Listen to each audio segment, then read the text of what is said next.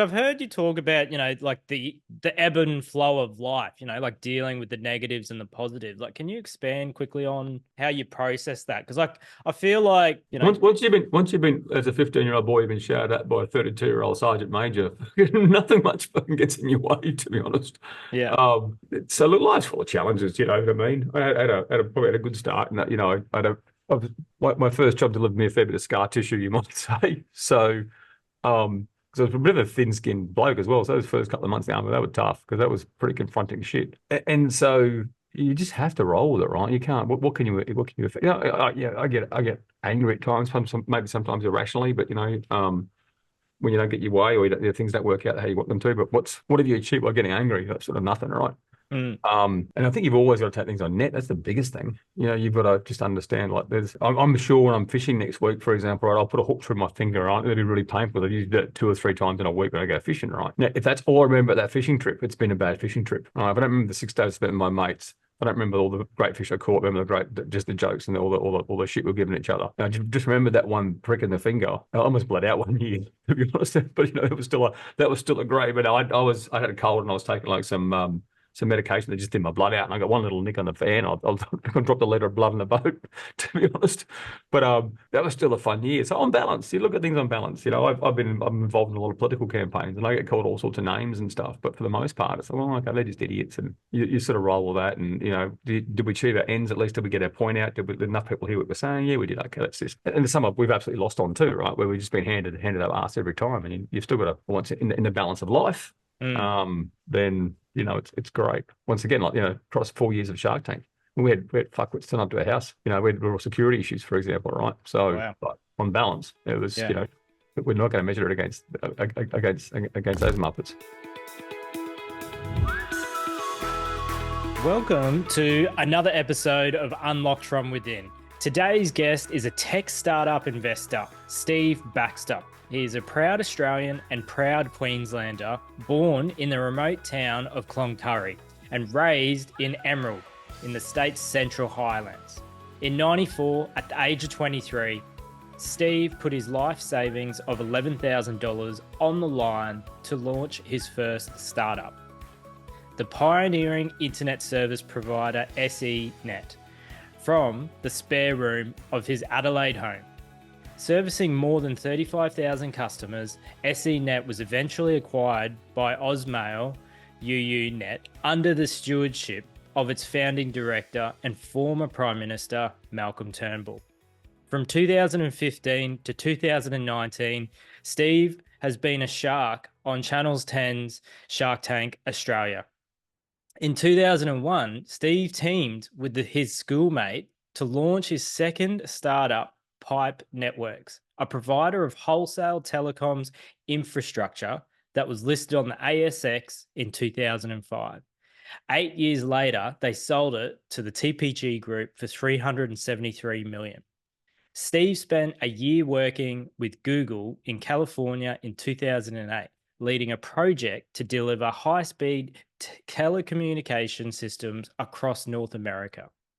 Steve is now the co-founder and executive chairman of 1013, Australia's leading tech startup investment platform with over 650 investors and crossing 100 million in funds under management, and the founder and lead investor with Beaton Zone Venture Partners, which is dedicated to early stage investments in Australian sovereign lethal defense technology.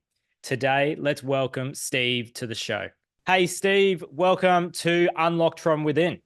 G'day, Marty. How you doing? Thank you. Yeah, good. It's I think it's been just over a year since we last met in person, and that was over at had the chance to speak with a few other the ASE participants at the time, and I found it really valuable, and I think everyone else found your insight and wisdom quite valuable. So it's good to connect again. Oh, and I'm glad. That's awesome. Good to see you again, Marty. Yeah, awesome. Well, I'd love to just delve straight into it, and I want to start off, where it all began for you. Oh, well, how far back do you want to go, I suppose? Look, so it all began for me, at least professionally, I suppose, at my first job. Yeah. I was born in North Queensland. Grew up born and brought up at Cloncurry.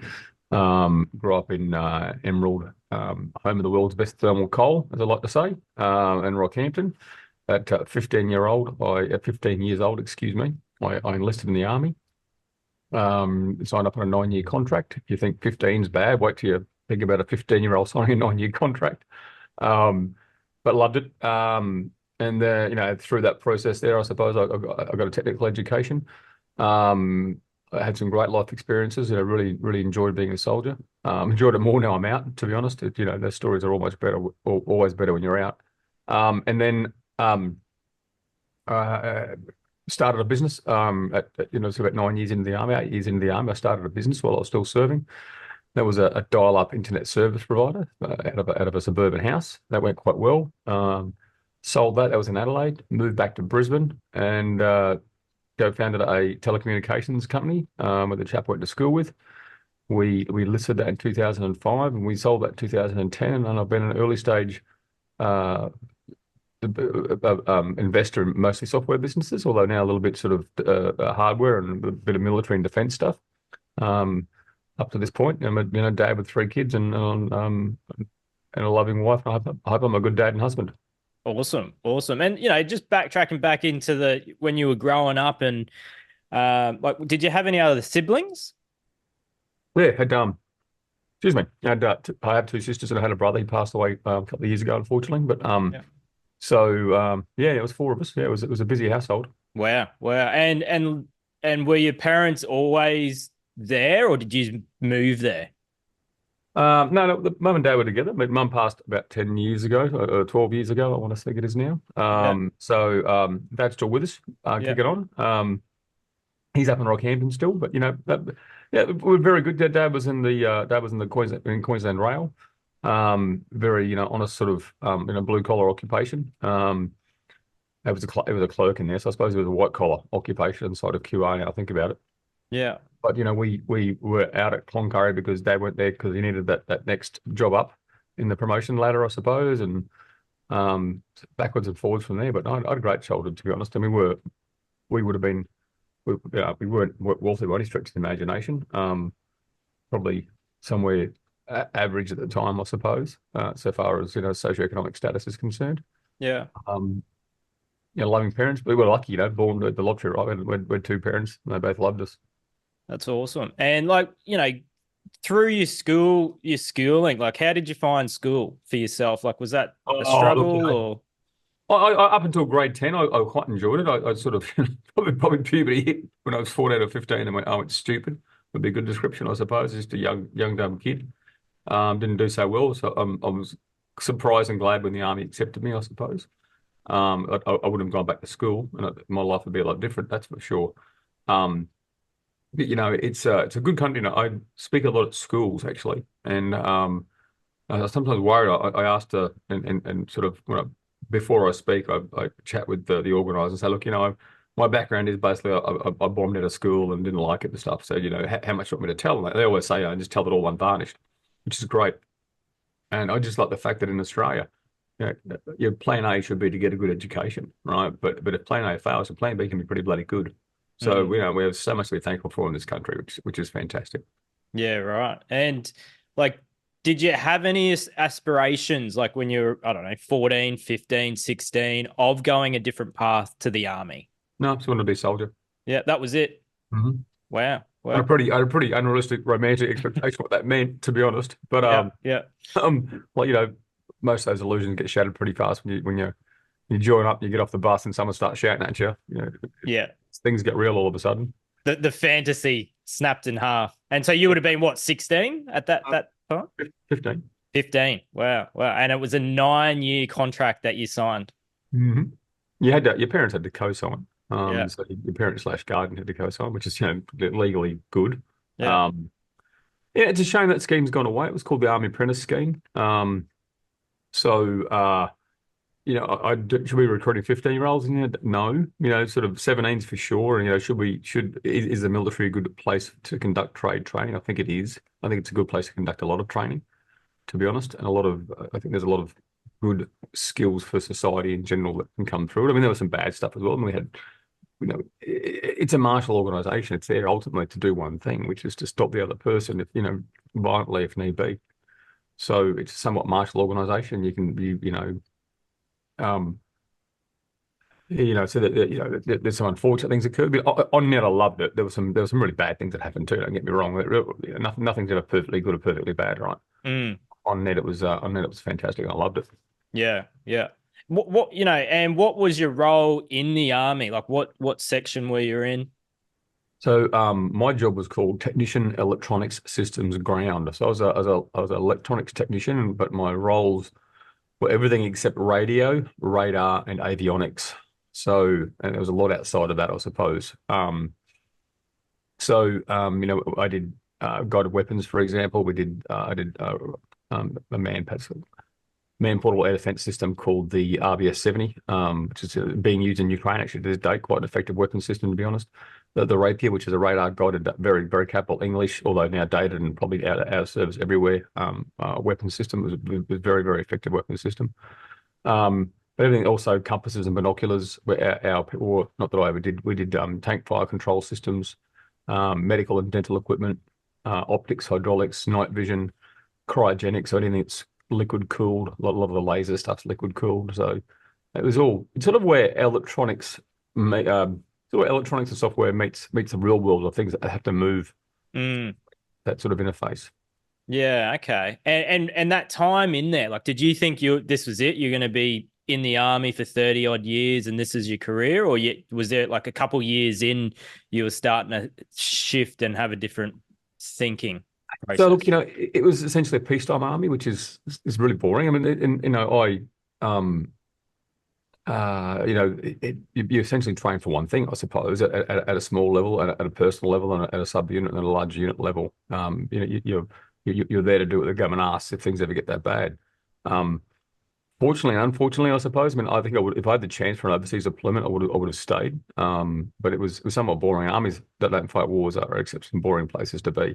That's nothing on the people who are in there now. And whilst I was in there, were overseas deployments, there were peacekeeping missions, and the lads went off to Somalia and did a lot of good work there as well, Rwanda and other places. But they were very small jobs, and I couldn't see a path into doing anything as exciting as I wanted to do, to be honest. Yeah, right. And like, yeah, like growing up and like your interests as a teenager and going into the army, like was it always tech? There was always that interest for tech. I don't know if always. Better question for my parents. Look, I actually had a chance a couple of years ago to say goodbye to Dick Smith. The one thing I do recall in Rockhampton when I was growing up, the Dick Smith store opened, and Dick Smith used to have this amazing. He had his catalog.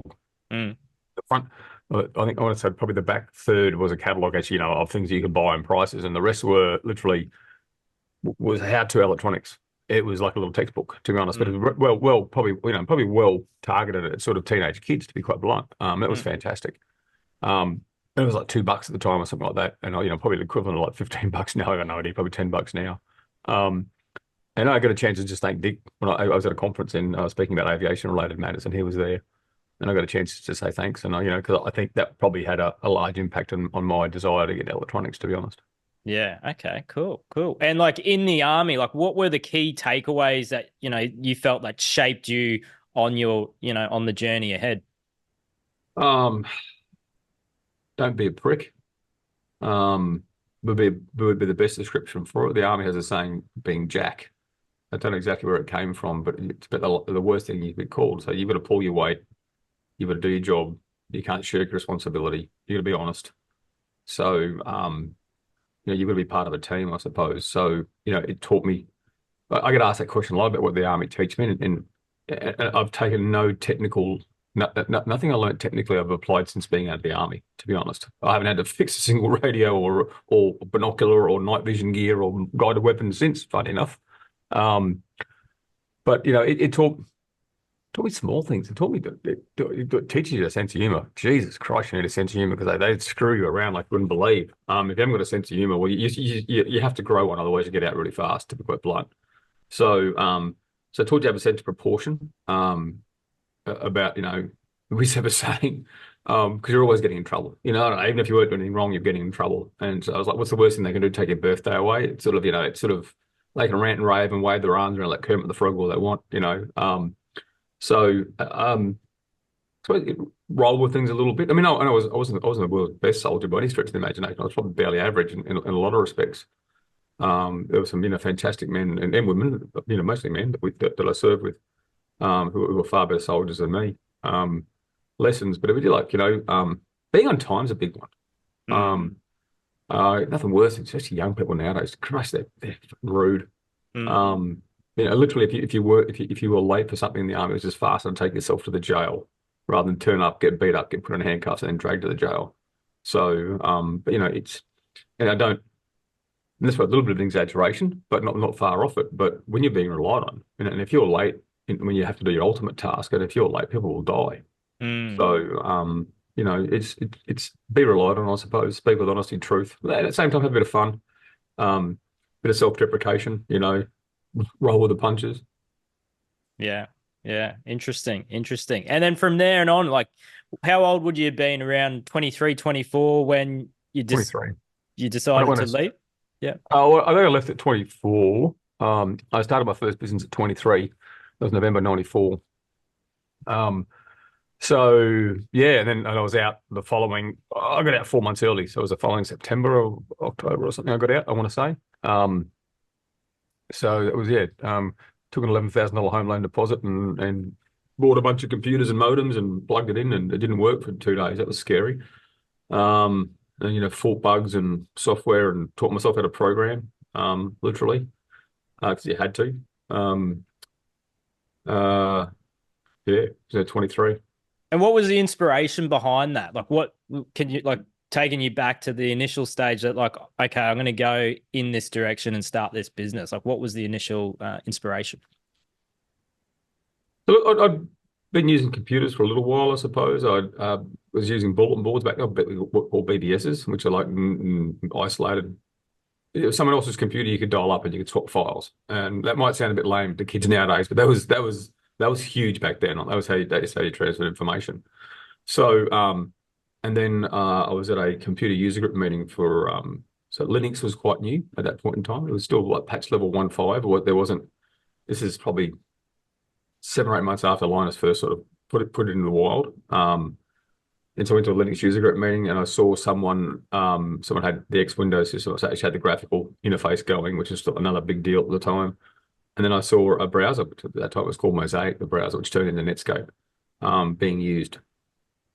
And I could just instantly see, because I got compared to dialing up some of the BBS and the modem and having all these weird commands and protocols and rules, and you had to be a real hacker to do this sort of stuff. This is all of a sudden easy. I literally could see where the world was going. I could still remember exactly where it was. It was a guy's converted back shed. I could take it to that street in Adelaide this night. I could still drive there.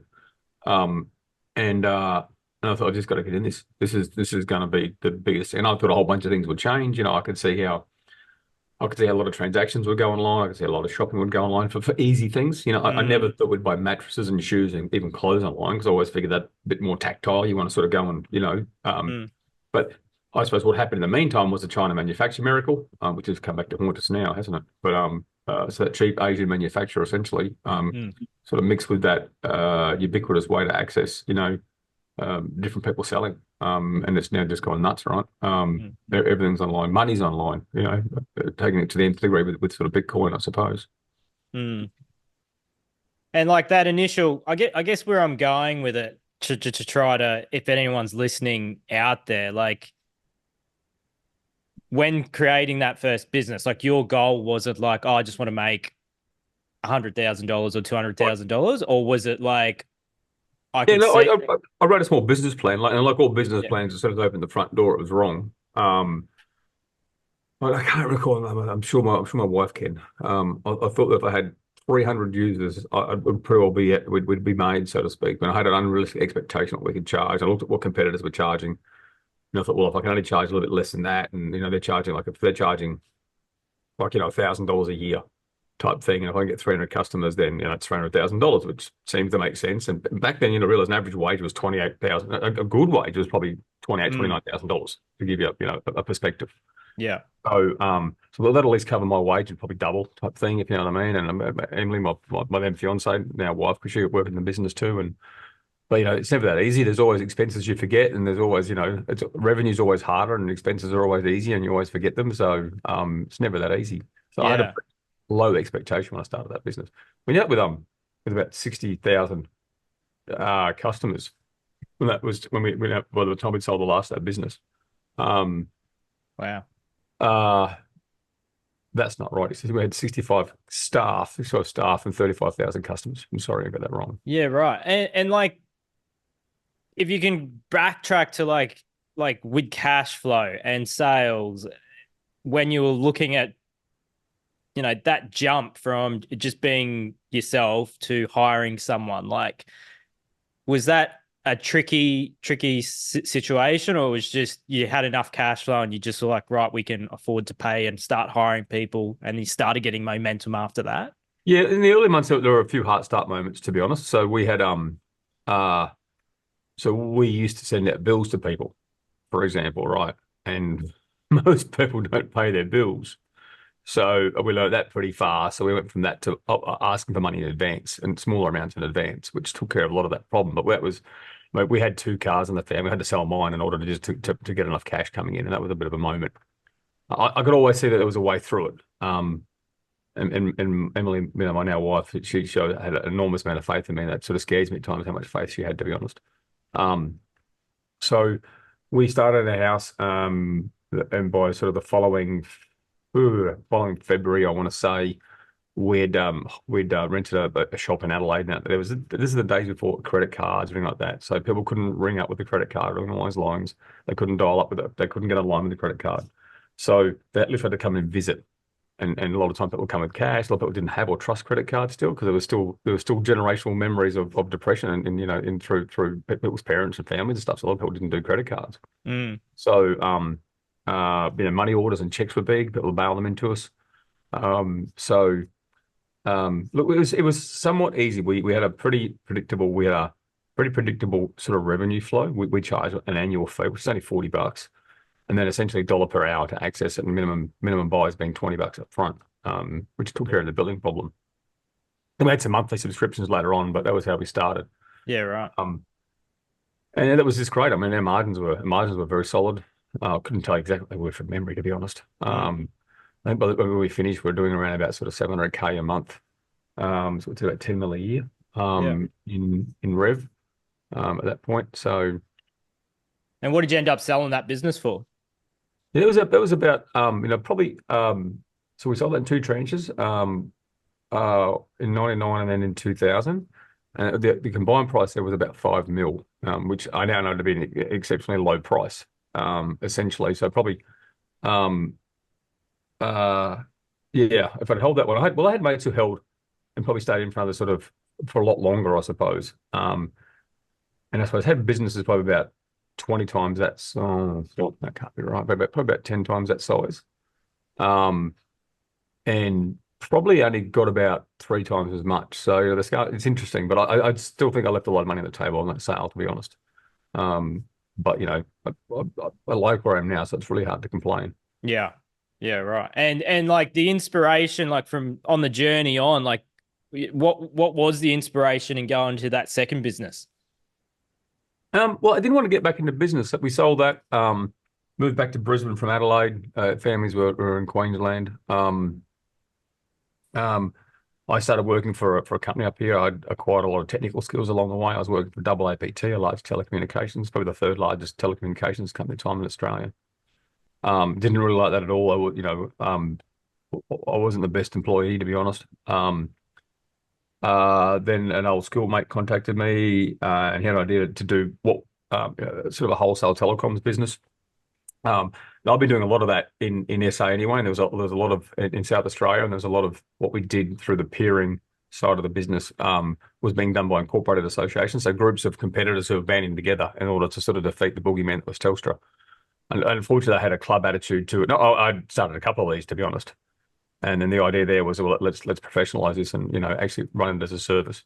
And it turns out people were willing to pay for that, to be honest, as opposed to relying on a part-time charity club.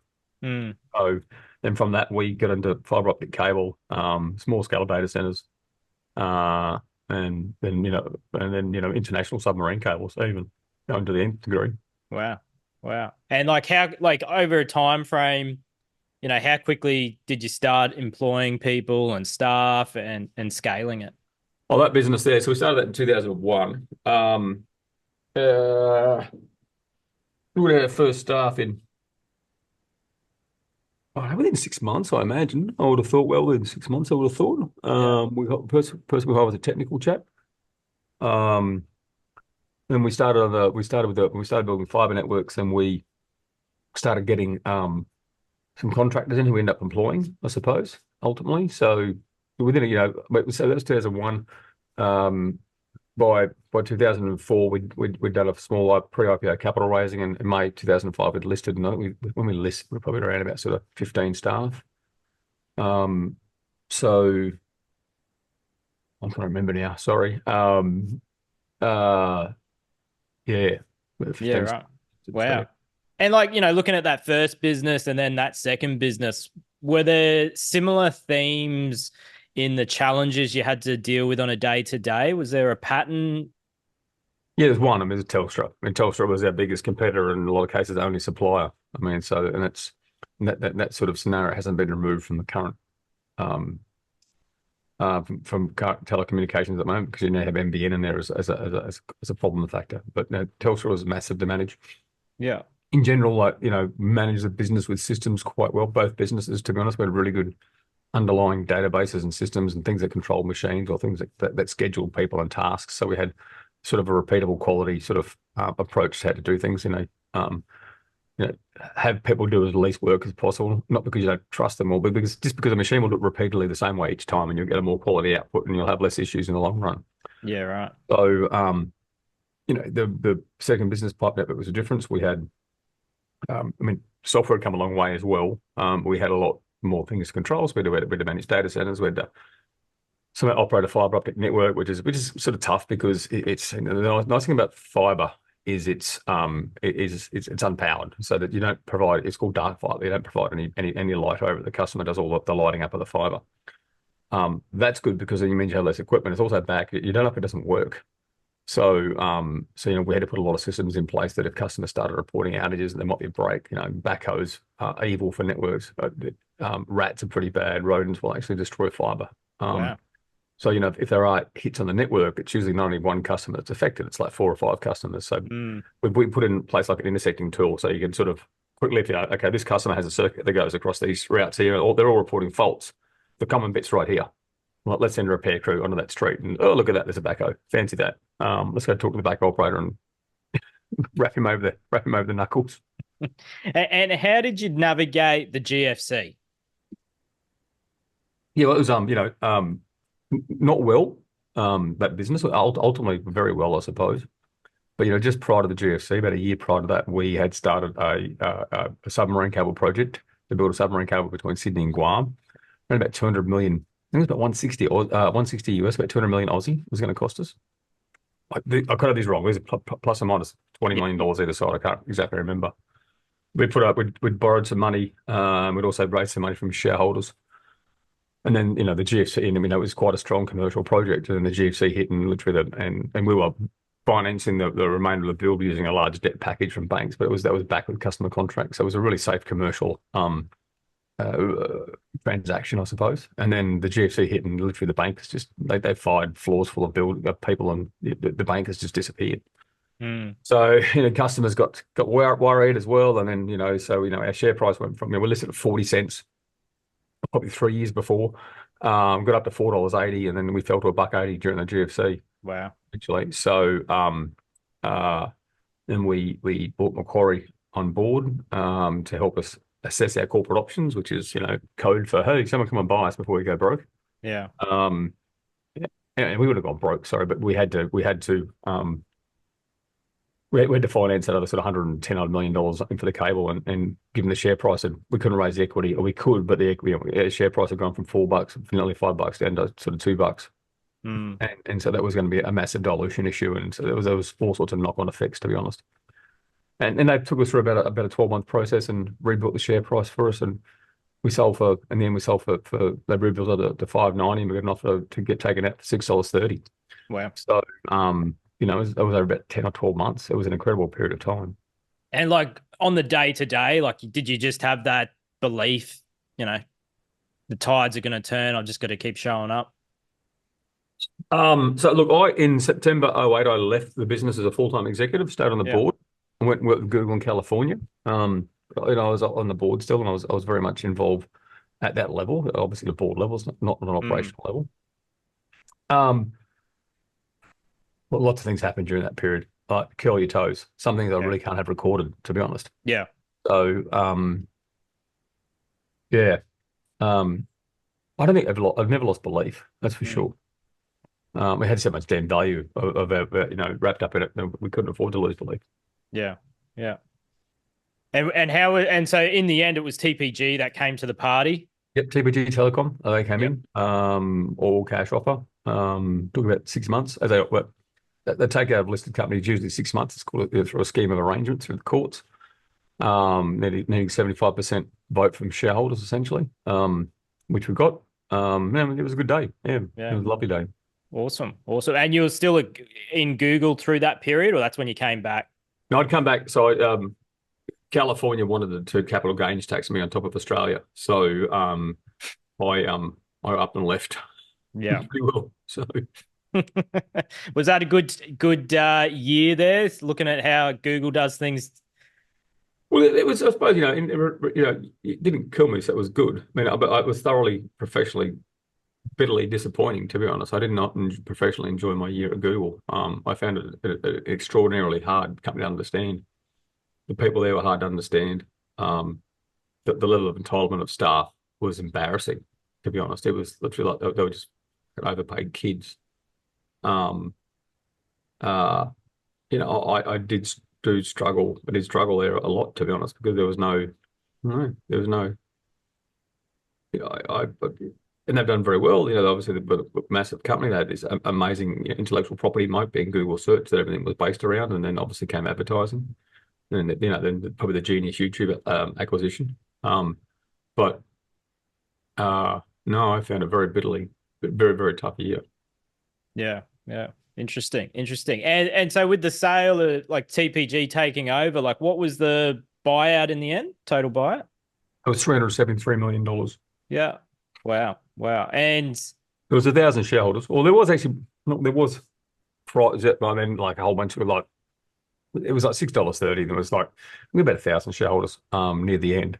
But then a lot of these hedge funds or some of these funds came in, were literally just offering people like $6.10. I mean, it was 99.9% sure the transaction was going to go ahead for a month before, but these guys were just offering people $6.10 anyway. They thought, well, we'll take it off. We can take 6.10 now, 6.30 later. Let's just take the 6.10 now, just in case. And so these guys make like 20 cents yeah. on six type of thing.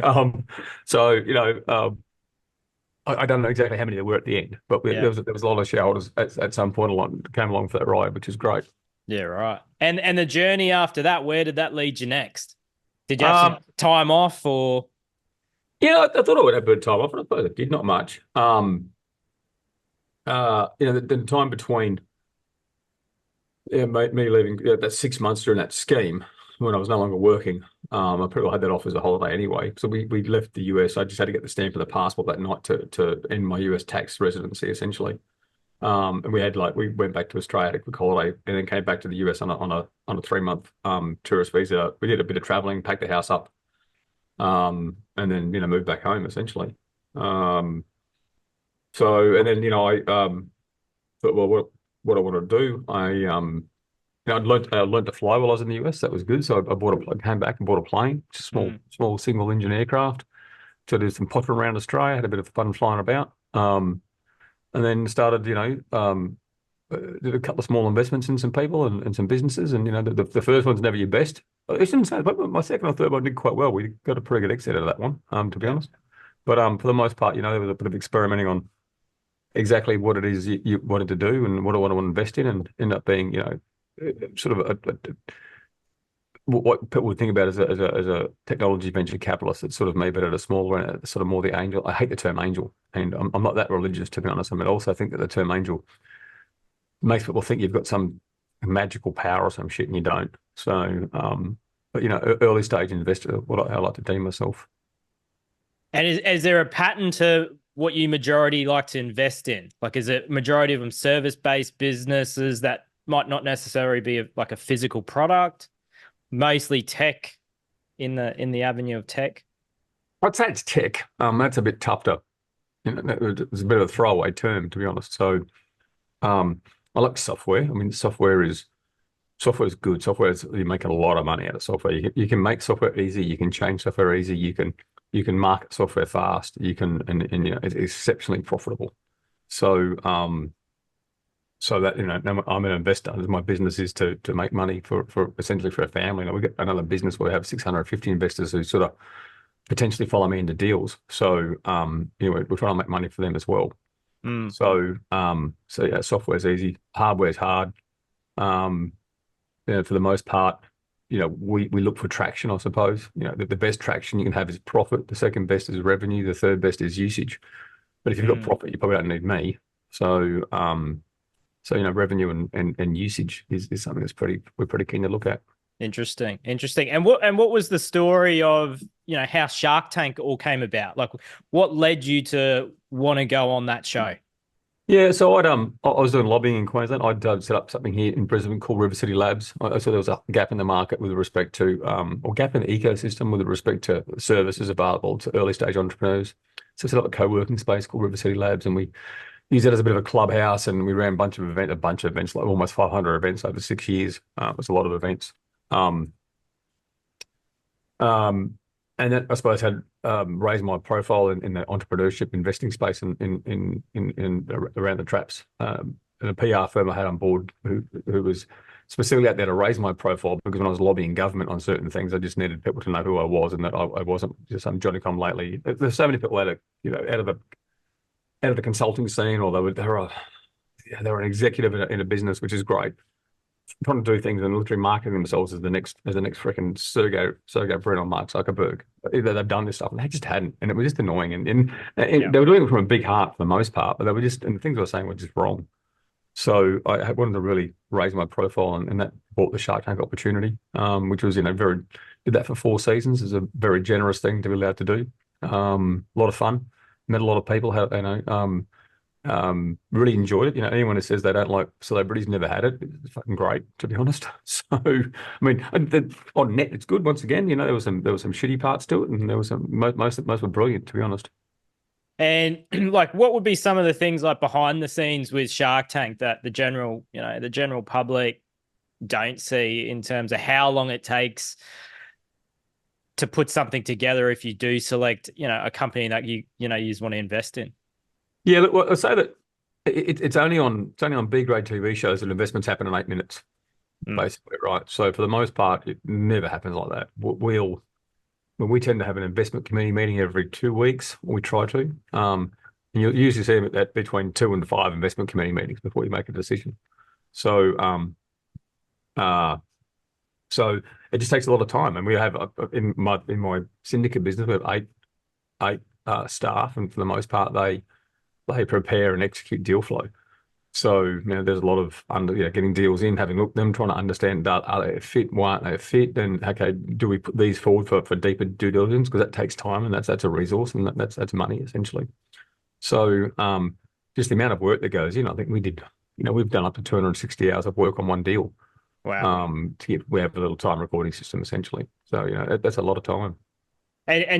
And what was the success rate? Like, even if one of the Shark Tank, accepted the deal, wanted to do business with a particular business. I used to have these stats. I can't remember them now, to be honest. I actually Yeah. skip these stats, and I honestly can't recall them for anything. Look, it wasn't, for if you saw a deal inked on TV, or that a hand shaken on TV, yeah, probably 1 in 4 of those would go through. Wow. And for the most part, you have to understand motivations. It took me till sort of start of season 2 to understand this. But Channel 10, for example, that they want good TV, they want ratings, they want to sell advertising. That's what TV stations do, right? Mm. The entrepreneur, they want a good ad for their thing, whatever their thing is, right?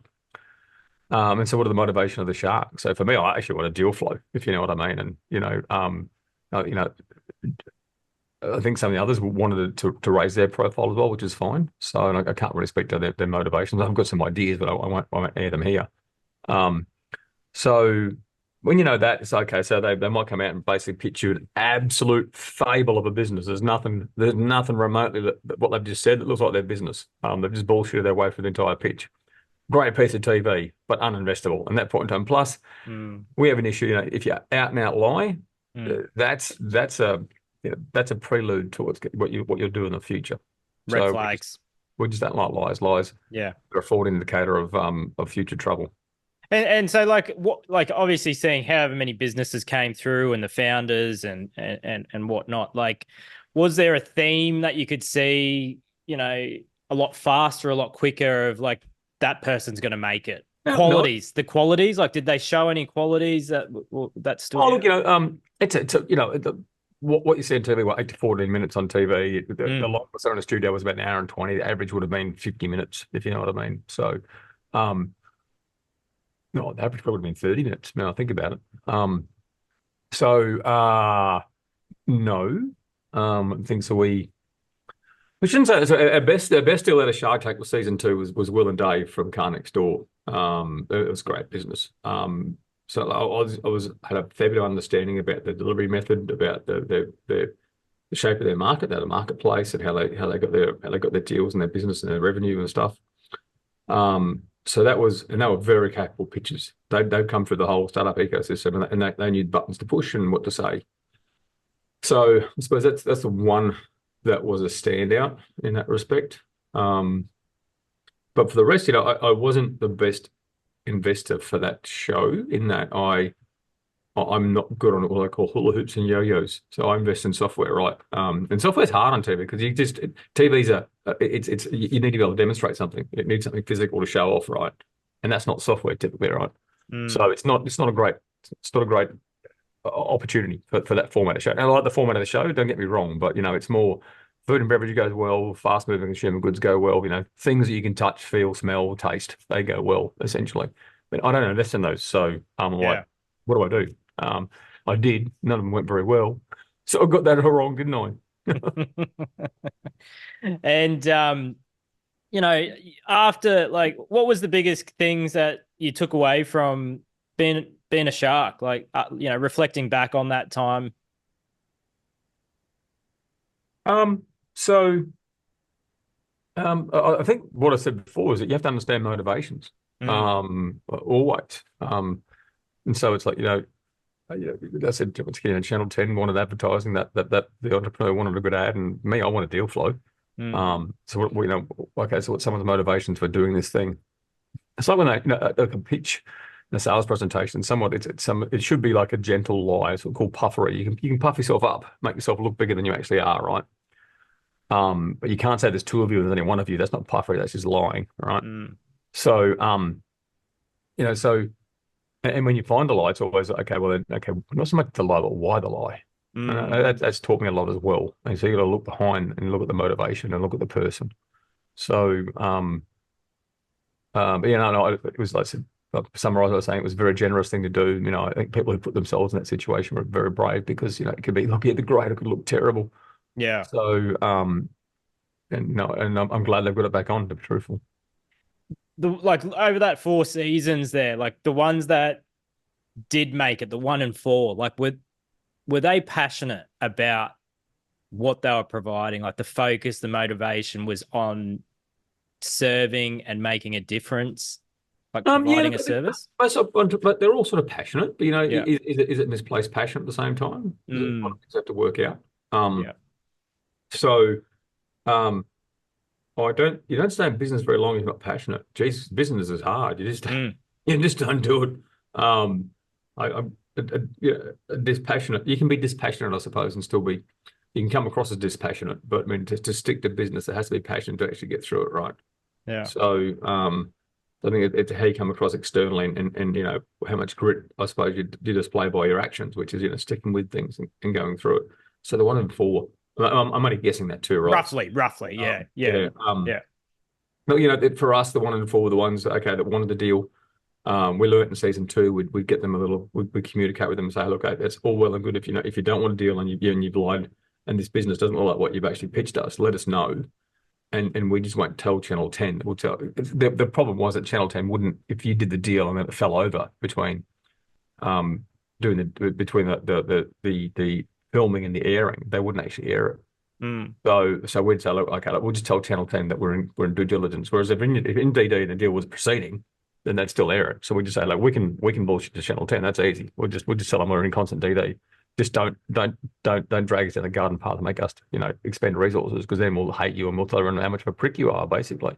Yeah. So yeah, so we got better at that, I suppose.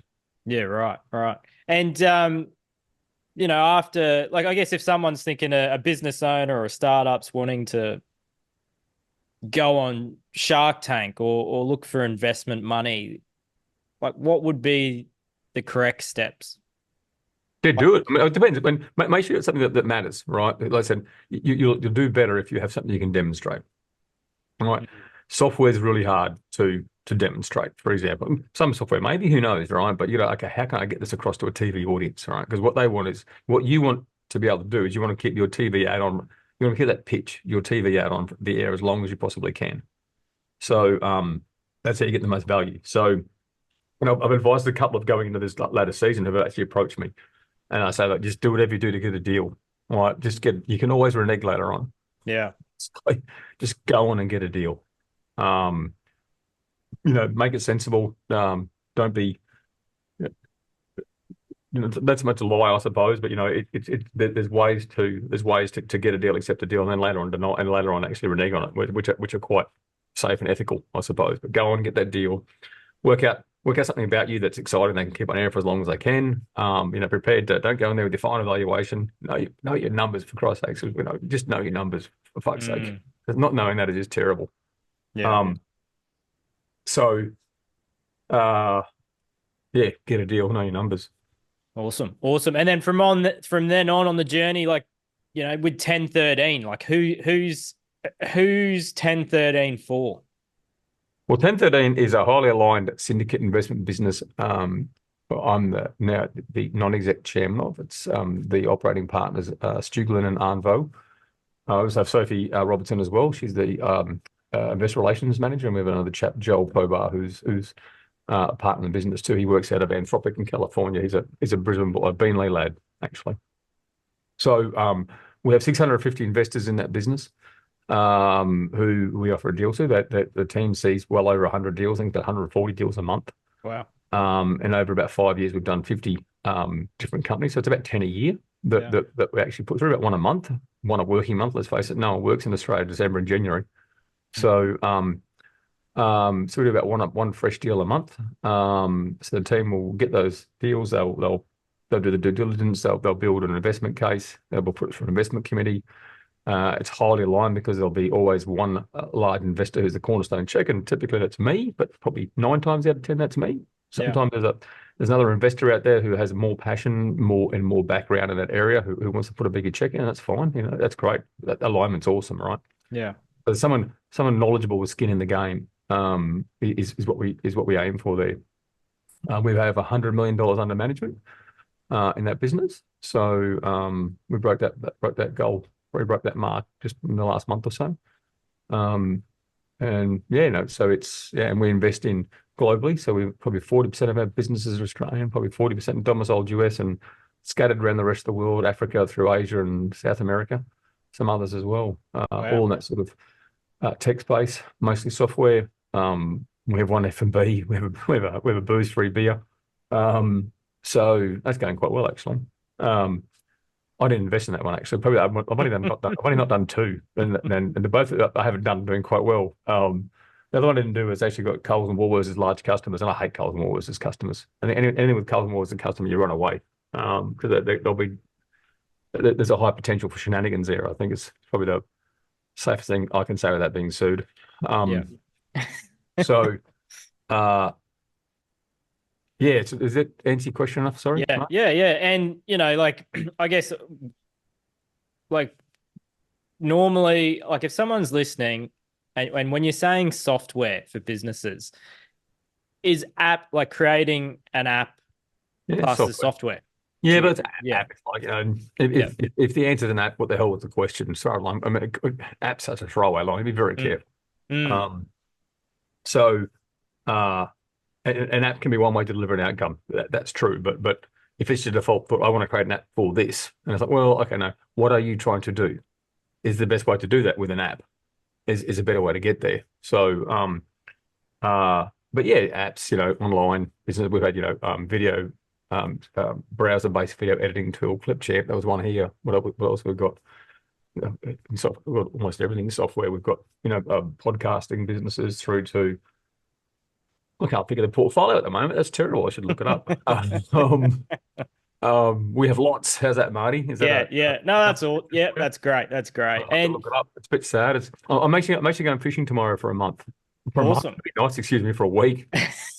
Um, and so my brain's actually there. So we have like alternate investment platforms, once again powered by software, advertising powered by software, conference and function organizing software, sort of AI software, ticketing software, believe it or not, cosmetic delivery, but on a software platform. Um, Information services, bookkeeping services, software, ad services, software. Yeah, web, online banks, software. There you go. Yeah. Wow, wow. And with one of obviously one of your little investments is the ASE Group. Hmm. That's a little bit different to what you'd normally invest in. Well, that's not 1013. That's Steve Baxter basically, and that's I haven't invested in ASC or very much. I like the team. I've invested in Taj. Yeah. So, but Taj is built a good, awesome team, and it's nothing against any of the team. In fact, I really like the team there. They're all so goddamn happy. How they're happy for so many hours. They're not old enough yet, right? Yeah. Haven't had the snot knocked through them yet a few times to get a bit sad. Um, so no, but very much backing Taj. Yeah. What are the qualities? What do you like about what ASE is doing in the industry? I didn't do anything terrifically different. So Taj brought me a vision of what he wanted to do and about how other similar businesses were built over the years. And I've admired Taj a lot. To be honest, he could have been selling nails. I would have invested in him, to be quite blunt. So, although he's smart enough not to sell nails. So, uh, the more recent stuff, I'm not 100% sure what's in the open, but they've got some pretty big plans coming out, some pretty big announcements coming out, I want to say it too. They've had some Yeah. wins of late. Now, I don't know exactly what's public and what's not. So, Yeah. when this will be released. So, I'll keep quiet on those. They have, um, they're taking a more modern approach to how to deliver that training, all those services, and through those contracts, I suppose, than what Mm, was there previously. And to me, it didn't seem that revolutionary until you realize that the rest of the industry just weren't doing even the basic things. mm. So they're taking a more modern approach to what's been a pretty staid delivery of services. Um, yeah.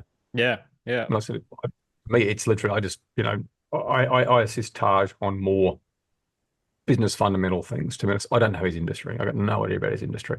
But I know how to run, staff, books, legal. So, I know the bottom 40% of every business is almost the same. And that's where I help Taj, is that bottom 40%. Wow. Wow. Yeah. And so yeah, any business owners out there, like what do you think's the key to staying in business? Understand a P&L and balance sheet and cash flow statement. If you can't do if you're proudly finance illiterate, you will go broke. And Mm, and don't be an absolute dickhead. So understand it's not hard. We're not talking about accounting degree. We're talking about basic, P&L, balance sheet, and cash flow. Understand that why it matters. Um, that's the basis of everything else. Um, so other things are, have a really good understanding of where your revenue comes from, what drives it, and where your expenses go all the time as well. So, like the really basic stuff. This is the bottom 40%. Um, Understand what it costs to deliver things.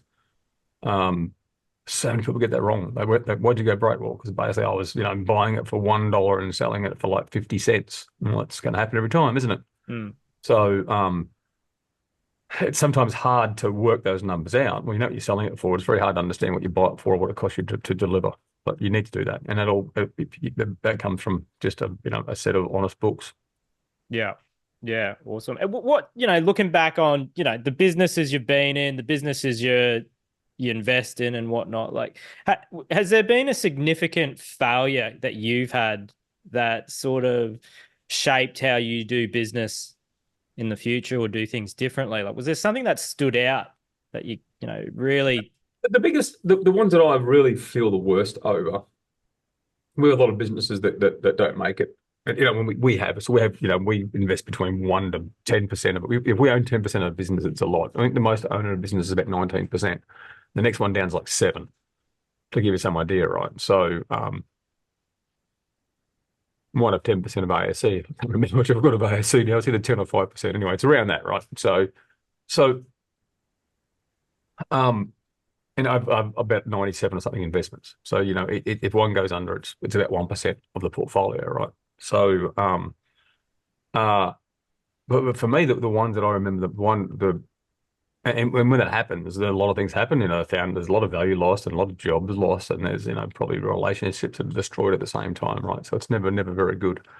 But twice I've had to go through my own businesses doing redundancies, and that's actually pretty bad. Redundancy basically says that the guy in charge got it wrong, like totally wrong, totally planning wrong. So you brought people on and you went to a certain business line, it didn't work, and so you've got to fix that. So through no fault of those people, right, they now have to be let go, and they're now unemployed. So I have to do that twice, and that's really bitter, to be honest. And they're the ones that probably scar me the most. Um, I don't think it stops me. It wouldn't stop me from expanding a business again. Those memories, but at the same time, it's people you're dealing with. These are real people. These are not just bits of timber you're pushing around a chessboard. This is real lives. Who matter. They're human beings, and you've got to treat them as such. Yeah. And like I've heard you talk about, like the ebb and flow of life, like dealing with the negatives and the positives. Like, can you expand quickly on, how, like, I guess how you process that? Because like I feel like, you know, Once you've been as a 15-year-old boy, you've been shouted at by a 32-year-old sergeant major. Nothing much fucking gets in your way, to be honest. yeah, Um, and so look, life's full of challenges. You know what I mean? Probably had a good start, and I was, my first job delivered me a fair bit of scar tissue, you might say. So, because I was a bit of a thin-skinned bloke as well. So those first couple of months in the army, that were tough because that was pretty confronting shit. Um, and so you just have to roll with it, right? You can't. What can you? Yeah, I get angry at times, maybe sometimes irrationally, but when you don't get your way or things don't work out how you want them to. But what have you achieved by getting angry? That's sort of nothing, right? mm, Um, so, and I think you've always got to take things on net. That's the biggest thing. You've got to just understand like there's something. I'm sure when I'm fishing next week, for example, right, I'll put a hook through my finger, right? It'll be really painful. I've used it 2 or 3 times in a week when I go fishing, right? Now, if that's all I remember about that fishing trip, it's been a bad fishing trip. If I don't remember the 6 days spent with my mates, I don't remember all the great fish I caught. I remember just the jokes and all the shit we're giving each other. I just remember that one prick in the finger. I almost bled out one year, to be honest. But that was still a great. But I had a cold and I was taking like some medication that just did my blood out, and I got one little nick on the fan. I dropped a liter of blood in the boat, to be honest. But that was still a fun year. So on balance, you look at things on balance. I'm involved in a lot of political campaigns, and I get called all sorts of names and stuff. But for the most part, it's like, well, okay, they're just idiots, and you sort of roll with that. And did we achieve our ends? At least did we get our point out? Did enough people hear what we're saying? Yeah, we did. Okay, that's just. And some of we've absolutely lost on too, right? Where we've just been handed up arse every time, and you've still got to once in the balance of life. mm, Then it's great. Once again, like across 4 years of Shark Tank, we had fuckwits turn up to our house. We had real security issues, for example, right? So, wow, but on balance, it was yeah, we're not going to measure it against those Muppets. yeah. And I guess like you know, getting close to the end of the show, like you're a father, you're a parent, you got three daughters. The juggling act between all those things to all those people, like how do you balance that if you could use the word balance? Yeah, look, I don't think I do it well. I think I probably do it poorly. To be honest, it's a constant concern of mine. In all truth, I love what I'm doing now. I believe that I don't know if I'm any good at what I'm doing at the moment. And my latest business is we back sovereign Australian defence companies, essentially. So we're in that sort of military technology space. But I really feel like I found a calling, and I'm enjoying the hell out of it. I'm not succeeding yet, and there's probably better than a 50% chance I'm going to fail, to be quite blunt. But it's a hill worth fighting on, so I'm going to give it a crack. And as a result, though, that I do feel that my family suffers. I have the best wife, so I mean, we boyfriend girlfriend when I was in the army, and we got engaged, etc., etc. And some of her, she has the best line. Um, Someone asked her once, I travel a lot. I've been in the US 5 times this year, probably 6 next year, and I'm away a lot, 2 to 3 weeks at a time type stuff. They sort of say, "Oh, did you worry about your husband traveling so much?" And she said, "I married a soldier who was never supposed to be home." So she's got that's her outward. That's her outward. I'm sure inwardly she's like, "Fuck, I wish I was here to look after these kids." I'm sure there's that, but look, we also haven't done that badly at all. So we have a bit of help around the house. Although my wife's just a fantastic mum. She just loves the kids. She traded in her beautiful big angry Mercedes AMG thing for like a Mercedes bus, so she could fit more kids in there and be the most valuable school mum around, if you know what I mean. And so that I think I could do better. But I also think there's a lot of value. I know there is a lot of value in my girls seeing and one of the parents every day get up and leave for work and come home. I think that work ethic is important. I actually like coming. I just enjoy working, and so if they could see me do that, then I think I'll lead them with a lot just from that, to be honest. Awesome. And like, what would you like them to remember you as? Oh, father, good father, I Yeah. suppose. Yeah, we'll remember me as. I hope I'm fun. I hope um, it's- you know, my job is to get them through to being adults responsible in society. And in essence, if they remember me as a tyrant, if I get them through to that, they're responsible adults. They can and they remember me as a loving father. Great. If they think I was the biggest prick, whatever, I'd be disappointed that was the case. But the end product's them, and literally, how much bark gets taken off me in the process. It's just secondary to material. It doesn't matter, to be honest. So. Awesome. Awesome. And just one last question. If someone's listening to this, whether, it's one of the startups from ASE or a startup around the world, they're thinking of going into business. Do it. Just do it. Just do it. Yeah. No, people walk up to me in the street now and say, "I want to pitch an idea." I said, "Oh, you should do it." And they're like, "Well, I haven't told you." So like, I'm probably not your customer, but I also know that if you don't do it, you'll always be wondering.